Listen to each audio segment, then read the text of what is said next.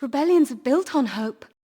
In a new segment, we've been doing it for over a month, a world between fandoms.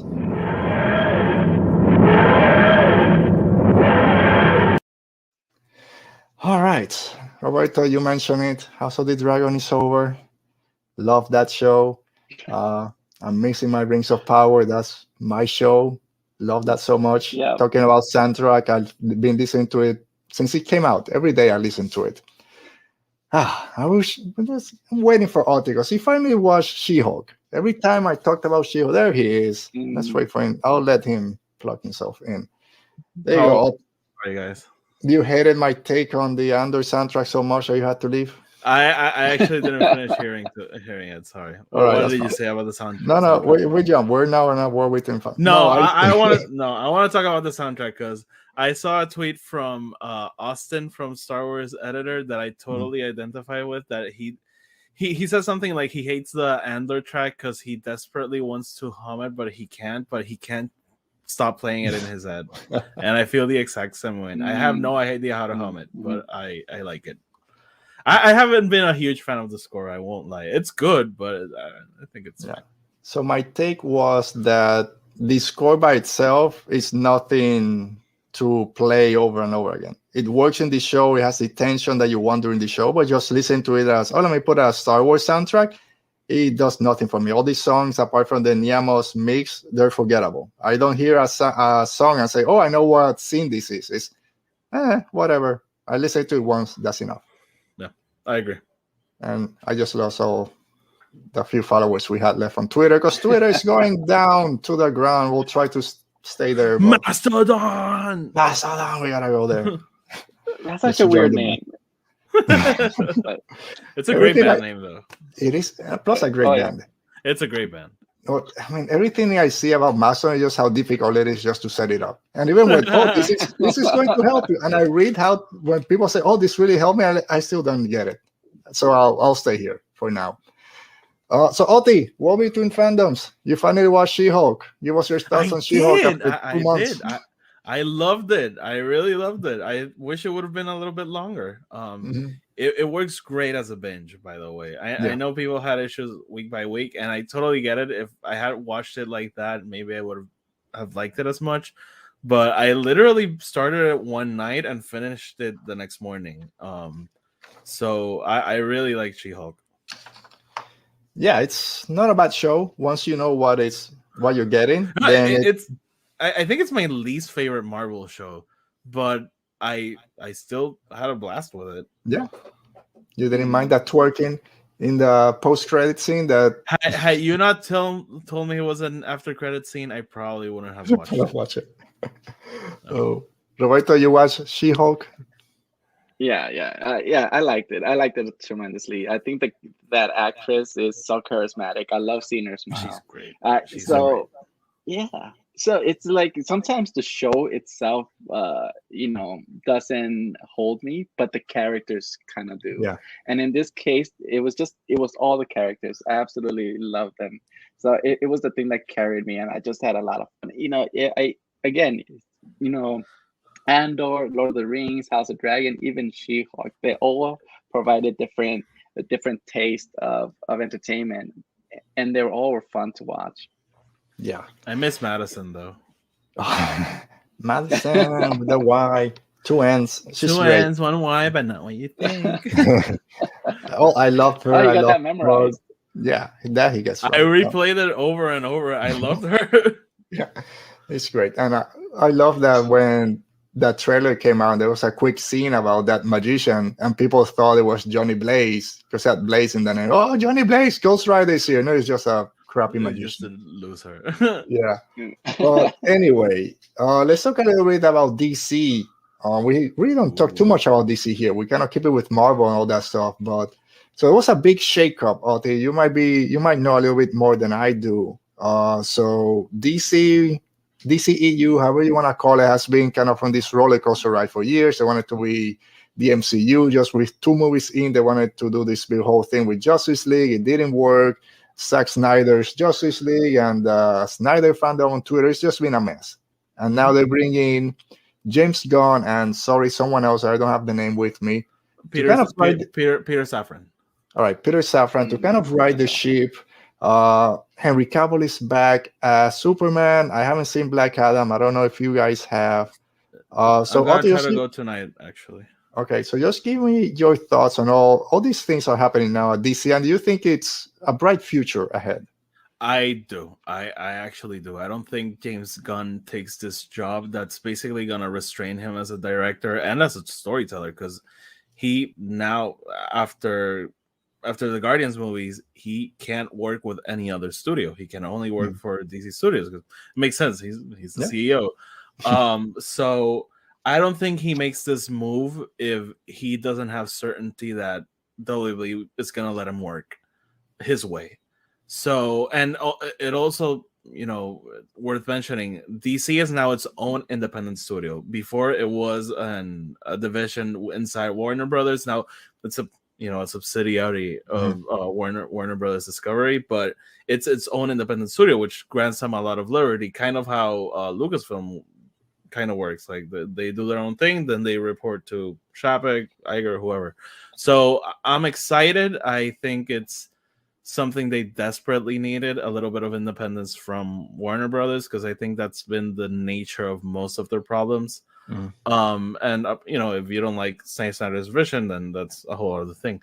But I'm excited, man. I love James Gunn. I love his Guardians movies. He's a great producer. He likes to find talent, and maybe he doesn't produce the best movies, but he likes to find interesting talent and help them out. That movie Brightburn, which was like a horror take on Superman. I had a ton of fun with that movie. So he kind of likes to do those things. So I'm very interested to see who he brings into the fold and who's gonna do the next Superman thing or something.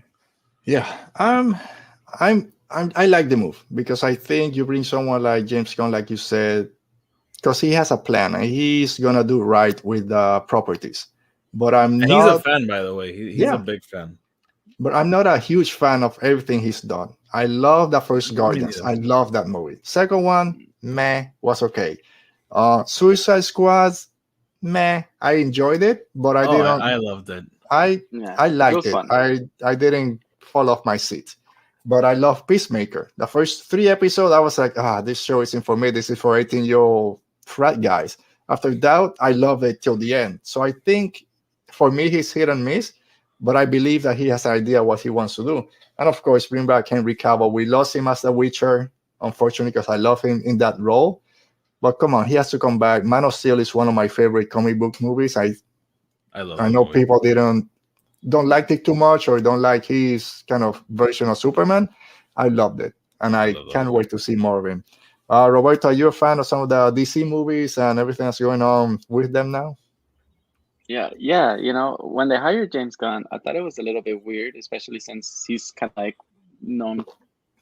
He's a director, he's a storyteller. So why would you want a position where you're going to be behind the desk and moving money, making tough decisions? It takes you away from what you love about film. But at the same time, when you think about his career, there's at one point where he was actually going to be the head of the Marvel Universe, directing, taking charge of the space of the space of Marvel. So it kind of makes me think that maybe James Gunn wanted more for his career than just to make movies. So when you think about it, it's a good fit, and it's actually makes me really excited for DC and what they're going to do moving forward, which I'm not quite sure. Personally, I kind of would like them just to start all over from the beginning and move on from there. But I don't think they're going to do that. I think they're going to take. Oh, did we lose him? Forward, which is fine. Nope. You're cutting in and out, Roberto. I don't know if you can hear us. Oh, I'm sorry.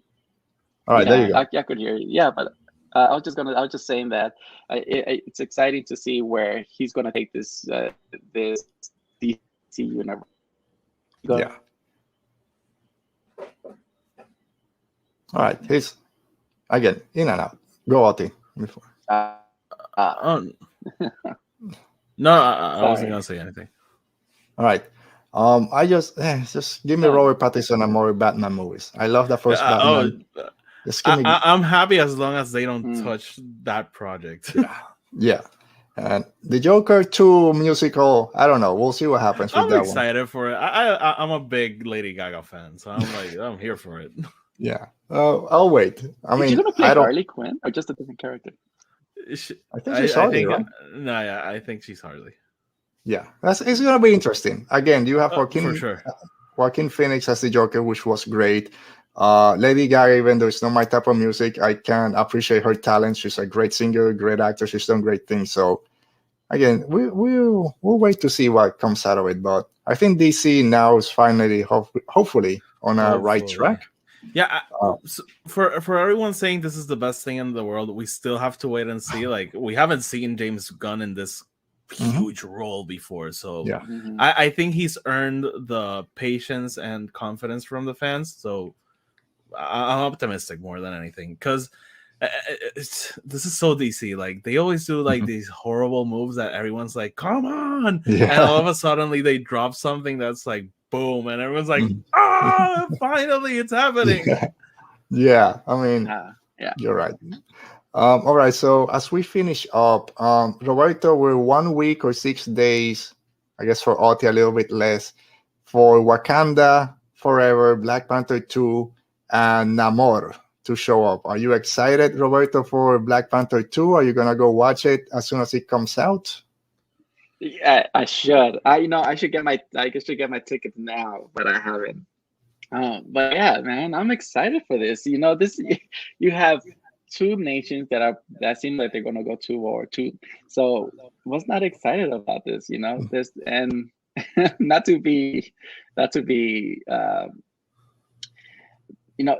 it's just the fact that there's a bunch of people of color in this movie and not just predominantly white. It's something really exciting, especially for me to see a Mexican American or a Mexican actor, portray your culture, and Oh, no. it's such a different, just a different thing. I'm excited. I'm a little nervous just because of this, just because I don't know, just there's so many feelings that I don't know how to explain, but I'm really excited about this.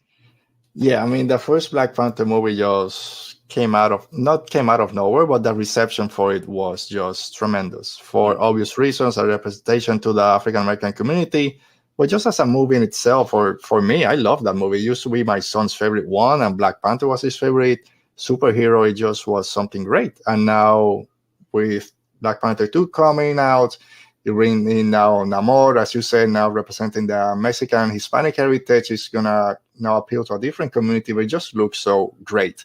Apart from all the emotional things that are gonna happen at the beginning, I'm guessing just with the passing of Chadwick Boseman. But Oti, are you excited? You said you have early tickets to go watch it, hopefully on Wednesday. I'm going on Wednesday night. I'm very excited to watch the movie. I was talking with Buck the other day. Black Panther isn't it's not even close to being my favorite Marvel movie. Like, it's the kind of movie that you watch, you understand the praise around it, but it doesn't really connect with me that much. So, but the trailers for this one have looked like insane. So yeah, and I'm crossing my fingers that we get maybe Doctor Doom. Like, it would make sense in the universe and Wakanda and Latvia. So we'll see. But I'm very, very excited. Yeah, I'm excited. Go ahead, Roberto. I was just gonna say there were so many challenges with this movie, and losing Chadwick it's just how how it affected making this film. But one of the great things that I think Marvel did was take its time and not rush it and not try to and pay it. And from what I hear, they're paying a lot of respects to the character and to Chadwick through that. So the fact that they took their time with everything, it's something that I think it's a big learning lesson for a lot of studios to do. Yeah, I don't know how I mean, we saw it in a sense with Rise of Skywalker, right? Unfortunately, passing of Carrie Fisher. How are you gonna move forward with this movie that you have planned? Some people wanted to recast. Some people were okay with what they did, and it's just I don't know how you come up with a balance of how to honor the character, honor the actors that play those parts, but still move the story forward. So they had a big challenge coming to them. And like you said, Roberto, so far some of the quick snippets of people who have seen this movie have been very positive. So I hope that kind of shows for everyone. For myself, I'm not one to kind of feel that connected to actors when someone passes and people say, oh, affects them so deeply. But I'll say the passing of Chadwick Boseman was the one that really affected me because we were similar age. I think he was 43 when he passed. I was 40.